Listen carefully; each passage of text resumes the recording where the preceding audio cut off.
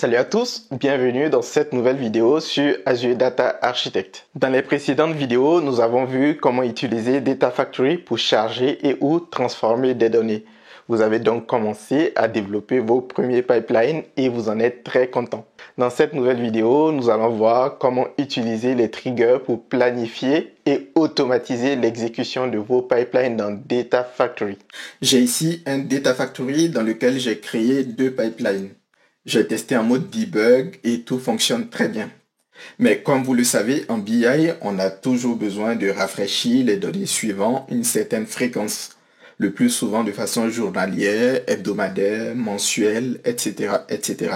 Mais on ne va pas s'amuser à venir dans Data Factory pour exécuter chaque flux manuellement tous les jours ou toutes les semaines. On va plutôt passer par des triggers, donc des déclencheurs, pour planifier l'exécution automatique de nos pipelines. Alors, pour créer un trigger, on peut depuis un pipeline cliquer ici sur Add Trigger. On a deux options. La première, c'est Trigger Now, qui veut dire exécuter maintenant, mais ce n'est pas ce qu'on veut faire.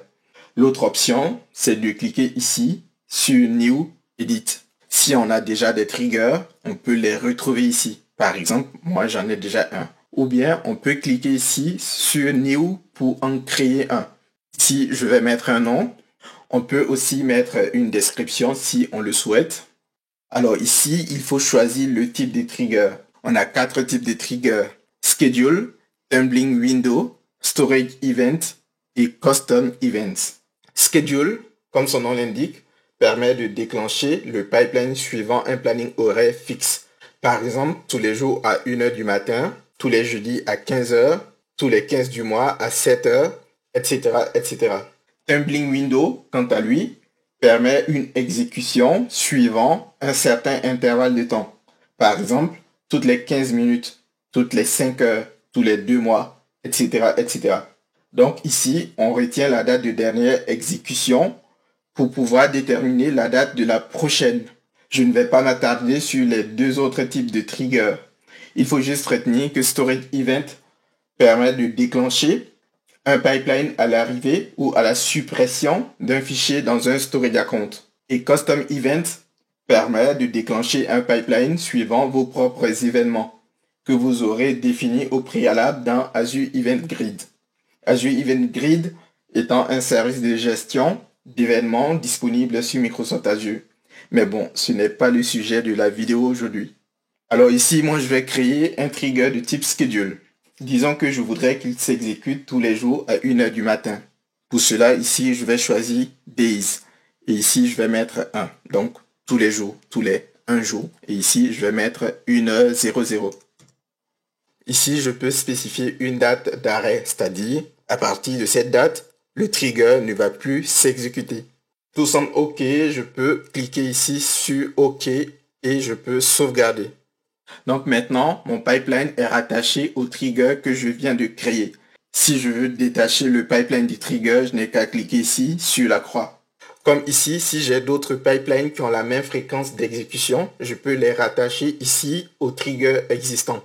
Mais plutôt que de rattacher les pipelines individuellement, généralement, on va créer un nouveau pipeline que, par exemple, ici, moi, je vais appeler Main Pipeline. À l'intérieur de ce nouveau pipeline, je vais regrouper les autres pipelines. Si vos pipelines ont des dépendances ou un ordre d'exécution, vous pouvez le définir ici. Par exemple, je peux décider d'exécuter ce pipeline si ce pipeline a été exécuté avec succès ou avec échec ou tout simplement s'il est terminé. Ici, dans mon cas, je n'ai pas vraiment de dépendance entre mes pipelines. Je peux donc les exécuter en parallèle ou l'un après l'autre. Ça n'a pas vraiment d'importance. Je vais laisser Data Factory décider de l'ordre d'exécution. Maintenant, c'est ce pipeline que je vais rattacher au trigger que j'ai créé précédemment.